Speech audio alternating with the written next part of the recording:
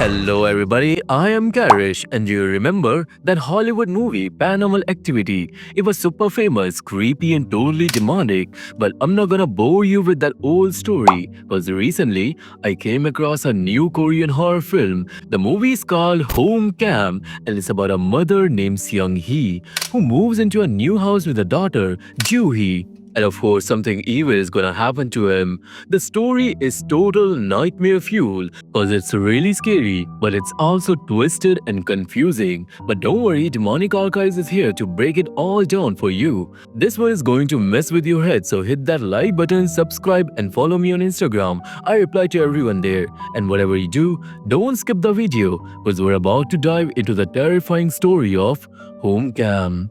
The movie begins with a girl recording a video for her mother. She looks depressed and suddenly she sees something that completely terrifies her. Whatever it was, it possesses her and she started whispering something strange. Then she smashes her head against the wall until she dies. We cut to Seung-hee who moves into her new home with her daughter Joo-hee. While they're moving in, a man named So-rim keeps staring at him. He doesn't seem important yet, but trust me, he will be later. Anyway, the mother and daughter seem happy and really close. Through their conversation, we learn that Joo-hee's father had left him. Then once they were all settled in, they throw salt outside their house to chase away bad energy. Clearly, Seung-hee believes in superstitions. Then So-rim shows up at their house with a housewarming gift, but Seung-hee doesn't accept it because she's pretty cautious about their safety. The next day, she goes to a babysitting agency and hires a Vietnamese babysitter named Mai. You see, for some reason, a lot of Korean horror movies lately have Vietnamese actors in them. Have you noticed that too? Let me know in the comment box. Anyway, for Mai, this job was really important because her brother was in the hospital. Seung-hee, however, was a bit uneasy since Mai was from another country. That's why to keep an eye on things, she buys several home cameras with motion detection, microphones and speakers and connects them to her phone so she can talk to her daughter anytime. Now the next day when Mai arrives, she looks completely different. She was no longer shy, polite girl she seen before. Now, she's all stylish and confident, almost sculling, which shocks Seung-hee, but she doesn't say anything right now. While Mai stays with Joo-hee, Seung-hee goes to work, where she receives a courier sent by her ex-husband, which she immediately throws away. We soon find out that she's a reporter, and though her recent performance wasn't great, her boss gives her a new case file.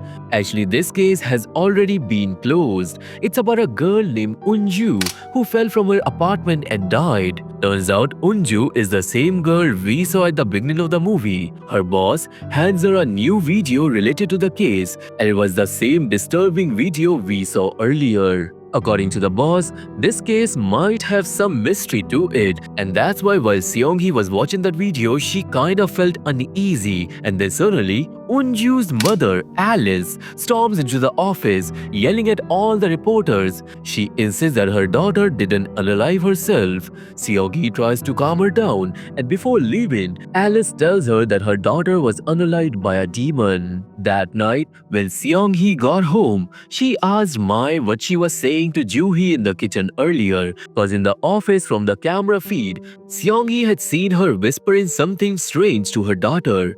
Mai didn't answer that and quietly left the house, and after putting Joo-hee to work on her homework, Seung-hee sat down and watched Unju's cursed video again, and whatever was in that clip was clearly messing with her mind. Then, Joo-hee walked in. She saw photos of Unju's dead body and she got scared. Seung-hee took her back to her room, and through one of the home camera reflection, we suddenly see a girl's spirit. Now it feels like the demon had followed Seung-hee home through that video. The next day, while checking the camera from work, Seung-hee saw Mai laying on the floor in Joo-hee's room, pounding on the ground in a weird way. Just then, she got a call from Alice, and today she goes to meet with her. Seung-hee told Alice that according to the reports, Unju had taken her own life, but Alice was convinced that the video proved her daughter was possessed. Still, Seung-hee didn't take her seriously, cause she didn't want to get too involved in this evil case. Later that night, when she got home, Seong-hee asked Mai what she was doing lying on the floor. Mai said she heard a strange sound coming from under the floor, like this. Ding, ding, ding. Seong-hee then checked, but she couldn't hear anything. Then Mai left, and that night was Joo-hee's birthday. Seong-hee celebrated her daughter's birthday, but just before blowing out the candles, Joo-hee's face twisted and she started whispering something creepy. She did it exactly like Unju did in the video. Whatever curse this was, it seemed to be affecting her now. She blew out her candles and suddenly began eating like a maniac, terrifying her mother. Just then, the doorbell rang. There was a package, a pair of shoes sent by Seong-hee's ex-husband. Joo-hee thought they were a gift from her dad. She grabbed them and yelled angrily at her mother. And watching her polite daughter's behavior like that, Seong-hee got really worried about her daughter. Anyway, the next day, Alice showed up and handed Seong-hee a letter Unju had written before her death. It talked about her plans to go to medical school and live happily with her mother, proving she never wanted to unalive herself. Realizing this, Seong-hee became anxious and she decided that she now has to investigate. Later, while watching the home camera feed, she saw Joo-hee lying on the floor the same way Mai had. When Seong-hee talked to her, Joo-hee wouldn't respond, and suddenly, a girl with an evil face appeared on the screen. Seong-hee immediately called Mai and told her to check on Joo-hee. Mai went to her room, and when she got there, the strange girl had vanished. It all made Seong-hee wonder that she might be imagining things. Anyway, later that night, Seong-hee noticed the ringing of some bells, and those bells were hanging from her main door. She thought there was an intruder. That's why Seong-hee searched the whole house but found no one. However, in Joo-hee's room, Joo-hee was singing, and her face was full on makeup like an adult woman. Seeing that, Seong-hee got furious. She snatched the lipstick from her and Joo-hee lashed out. She cursed her mother, bit her arm, and even attacked her. In anger, Seong-hee slapped her daughter, but Joo-hee just kept on laughing creepily. Then the next day, when Seong-hee talked about what happened the last night, Joo-hee didn't remember any of it. Then Mai arrived and Seong-hee blamed her. She was convinced that Mai was the reason for her daughter's behavior. She scolded Mai and told her to not wear makeup and short clothes again or she will fire her. Then at work, Seong-hee watched the cursed video again, frame by frame this time, and she noticed something strange written in one of the frames. The same writing appeared on a rock in one of Unju's old photos from a trip she took. Then after work, she met Alice to ask about it. Alice said that a few months ago, Unju had traveled abroad and after returning, she fell sick. She began acting violently, just like Joo-hee was acting now. Alice also mentioned that she once installed CCTV cameras in her house, but she removed them later. Now, before she could explain why she removed the CCTV cameras, Seong-hee showed her the photo with that strange writing. The moment Alice saw it, she freaked out, and then for a split second, she saw evil presence in place of Seong-hee. Terrified, Alice threw her out of the house, warning her that she and her daughter were in grave danger. Listening to that, Seong-hee panicked and she immediately checked her home cameras. And this time she sees that evil girl again wandering around her house with a knife. Not only this, but the girl was roaming around Mai. But Mai was acting like she couldn't see her at all. Not only this, outside their house, we see Sorim. He was standing there and he was quietly chanting prayers. Anyway, Seong-hee rushed home and she searched the entire house, but of course no one was there. She sent Joo-hee to her room and got into a heated argument with Mai. She accused her of secretly bringing someone into her house. Mai denied it, but the fight got intense and Seong-hee ended up firing her. Meanwhile, in Joo-hee's room, Joo-hee had drawn a picture of the same girl whose spirit was haunting the house. She was also stabbing the drawing again and again like a maniac. It was becoming really clear that Joo-hee is getting possessed. Then suddenly the whole house lost power, and when Seong-hee turned around, she saw that terrifying ghost standing right in front of her face covered in blood, looking exactly like a Japanese ghost to be honest. The spirit slowly approached her and then she vanished, and at that moment, Seong-hee finally realized something truly demonic was happening to her. The next day, Seong-hee hired a new babysitter named Mrs. Jung, and from their conversation, we learned that Seong-hee's husband had cheated on her, which led to their divorce, and that's why he still occasionally sent her gifts out of guilt. That day, Seong-hee also met Detective Lee,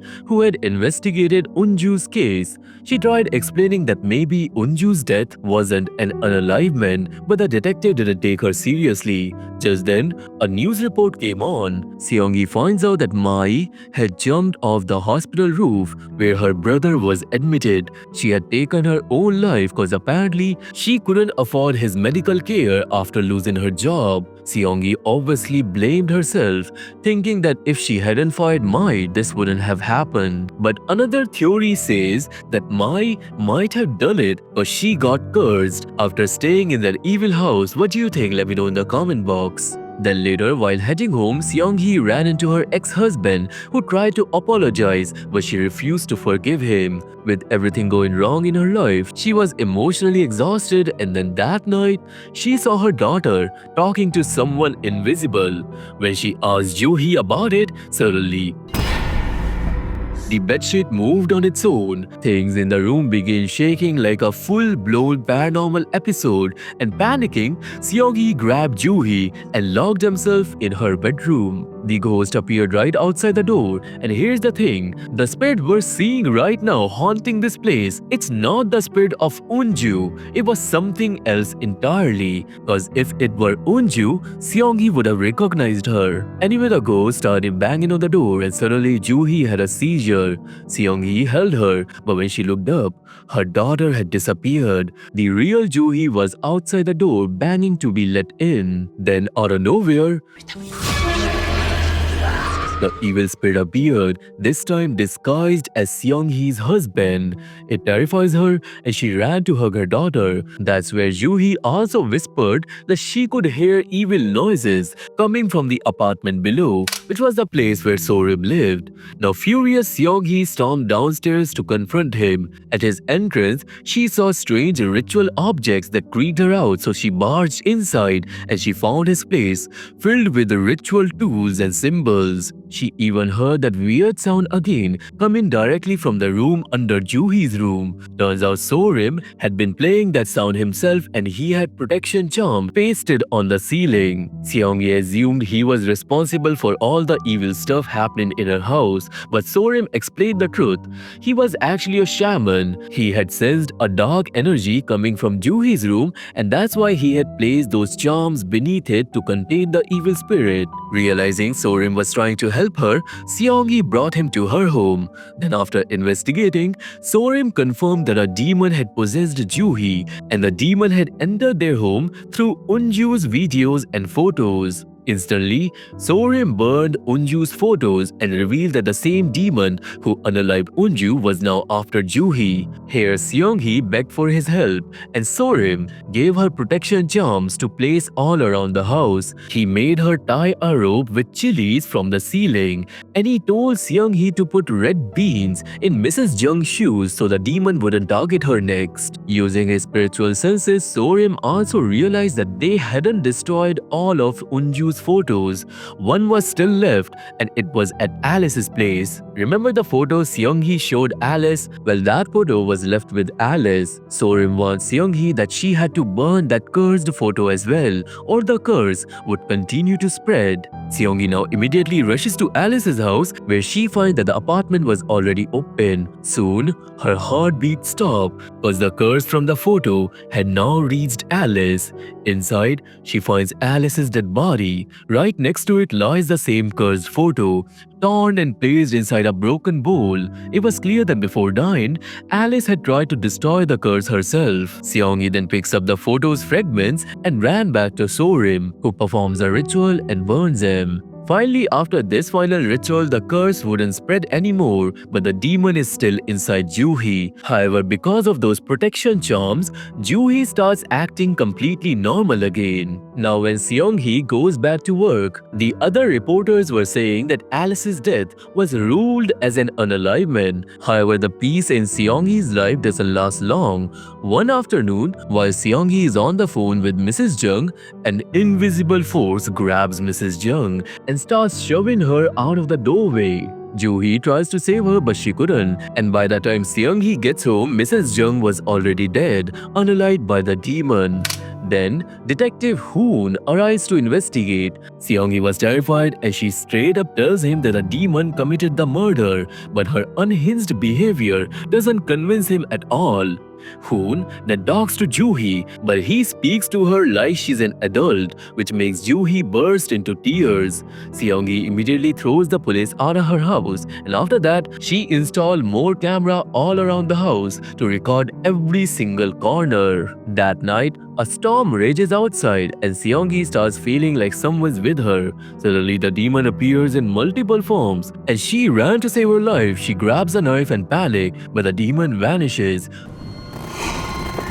only to reappear as that girl, running straight into Juhi's room. Seong-hee somehow breaks the door open as she finds Juhi crying. She hugs her daughter, but the camera footage shows something horrifying. Then the next day, Sorim comes over to investigate, and he finds the drawing Juhi made. It was of the same girl the demon had taken form as. The moment he sees it, he realizes he has to perform the exorcism right away. He immediately starts preparing and cover all the cameras because he believes that the demons can escape through mirrors or camera lenses into other realms. He even calls his team to help, and Juhi was soon dressed in clothes made with protection charms. They set Juhi down and cover her with a cloth as Sorim begins the exorcism. Drums start beating and he begins to dance, calling the demon out. And honestly, these Korean exorcisms are really fascinating. I actually researched about them a bit, and they're called mudang if the shaman is a female, or paksu if the shaman is a male.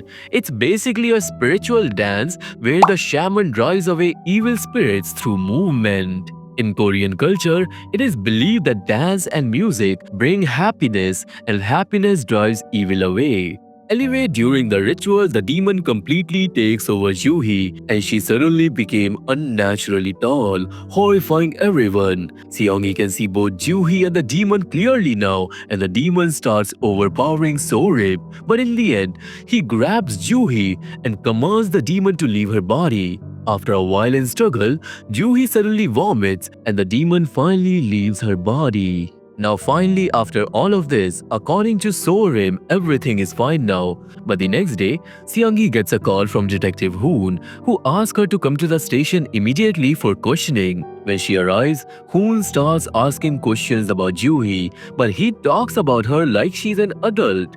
Frustrated, Seong-hee snaps as she reminds him that her daughter is only 8 years old.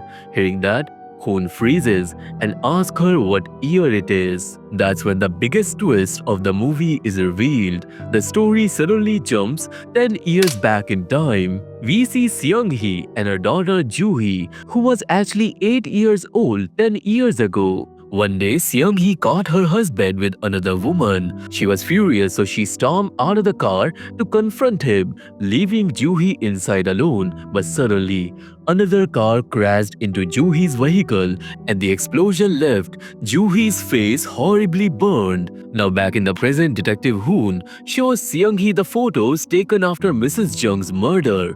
In those pictures, Juhi is there, but she's not 8 years old, she's 18. Here's where everything becomes clear. After the accident, Seong-hee had a mental breakdown. She couldn't accept that half of her daughter's face was burned. Then came the divorce and her entire life fell apart, but she never stopped seeing Juhi as her innocent little daughter. As Joo-hee grew from 8 to 18, Seung-hee kept seeing her as the same small child, completely blind to the fact that half of her daughter's body was disfigured. Now you might be wondering, if Seung-hee saw her as a child, what about everyone else in this movie? Well, to everyone else, Joo-hee looked like an 18-year-old girl. That's why Detective Hoon talked to her like an adult. And that's why Mai, when she was leaving home, she cursed Joo-hee and she told Seung-hee that her daughter is crazy. Cause you see, it was obvious that no 18-year-old needs a babysitter. We also find out that Joo-hee never went to school cause of her scars, so her mind stayed stuck at the level of a 8-year-old, and not even Seung-hee, but Joo-hee also thinks that she's 8-year-old. But now let's talk about the demonic possession. Yes, the demon was real, but remember that the demon appeared in the form of a young girl. That girl was actually Joo-hee herself, the 18-year-old version. The demon had taken Joo-hee's form, but Seung-hee couldn't recognize it because she didn't even know what her grown-up daughter looked like. Basically, this movie was a mix of supernatural horror and psychological horror.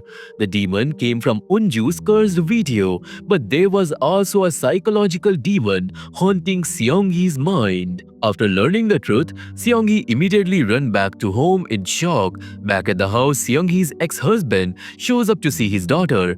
Joo-hee lets her father in and the two finally reunite, but Joo-hee was still acting possessed. The scene from here cut to one of Sorim's assistant who was burning a doll that supposedly trapped the demon inside, but the doll wouldn't burn. Realizing what that means, he quickly called Sorim to tell him that the demon was still around. Sorim immediately grabbed his machete, but just then, the lights go out and the demon appeared behind him in Joo-hee's form. Sorim tried to attack it, but the demon was too powerful. It grabbed him and brutally unalived him on the spot. A little later, Seung-hee arrives home. She is finally ready to face her daughter's true 18-year-old self, but what she sees completely shocks her. The possessed Joo-hee had murdered her father and the entire place was covered in blood. Joo-hee was crying and Seung-hee rushed to hold her in her arms. Then, she noticed that her husband was still barely alive. Here, Seung-hee immediately shut off all her cameras in the house and sent Joo-hee away. She decides to finish her husband off herself. But just as she's about to slit his throat, the demon appears in front of her, this time taking the form of Joo-hee's 8-year-old self. Still, Seung-hee ignores it and unalives her husband anyway. After this, she goes to check on her daughter, but the demon suddenly possesses Joo-hee again.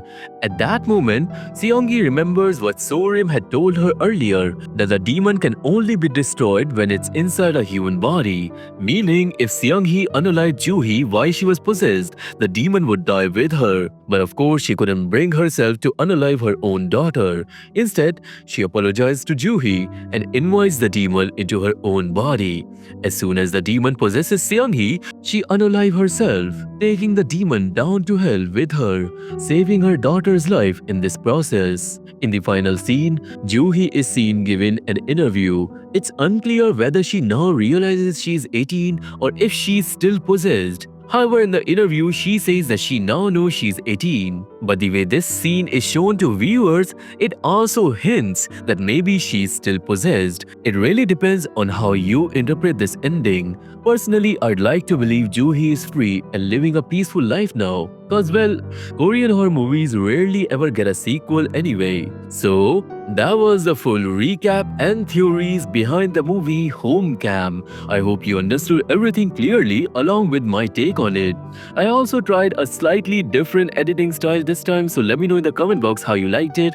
If you're new to the channel, don't forget to subscribe, like the video and share it with your friends. You can also follow me on Instagram. I reply to everyone personally there. Comment your favorite scene down below and join my Telegram for updates. Thanks a lot for watching this video and I'll see you all in the next one. Till then, stay safe, stay happy and stay alert, as they always see you.